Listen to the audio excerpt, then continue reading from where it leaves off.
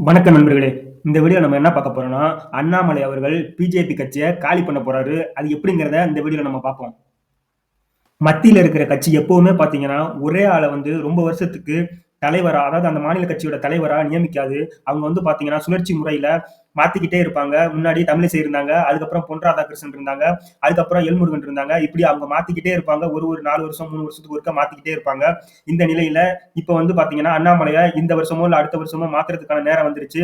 அப்படி ஒருவேளை அண்ணாமலைய கட்சிய விட்டு மாத்துனாங்கன்னா, இன்னைக்கு அவருனால தான் கொஞ்சம் பிஜேபிங்கிற கட்சி தமிழகத்துல வளர்ந்து நிக்குது. அப்படி வளர்ந்து நிக்கிற நேரத்துல அவர கட்சிய விட்டு நீக்கும்போது அவர் என்ன பண்ணுவாருன்னா, நாளைக்கு ஒருவேள அவர் இந்த பிஜேபில இல்லாம தனி கட்சி ஆரம்பிச்சாருன்னா, பிஜேபிக்கு இருக்கிற இந்த 2% வாக்கு கூட பிஜேபிக்கு கிடைக்காது. அது அண்ணாமலை எடுத்துட்டு போயிருவாரு.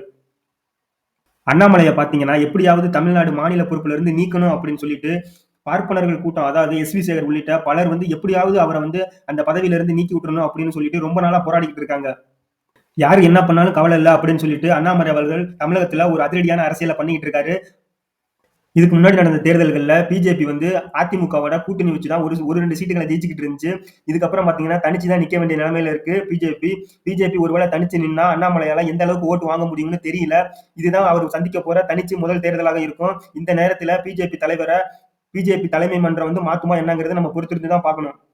ஒருவேளை மாநில தலைவர் அண்ணாமலை அவர்கள பதவியில இருந்து நீக்குனாங்கன்னா, தமிழகத்துல பிஜேபில ஒரு மிகப்பெரிய மாற்றம் வர வாய்ப்பு இருக்கு. ஒருவேளை அண்ணாமலை அவர்கள் தனி கட்சி ஆரம்பிக்க வாய்ப்பு இருந்து ஆரம்பிச்சாருன்னா, அது நல்லா போகுமா அப்படிங்கிறத கமெண்ட்ல பதிவு பண்ணுங்க.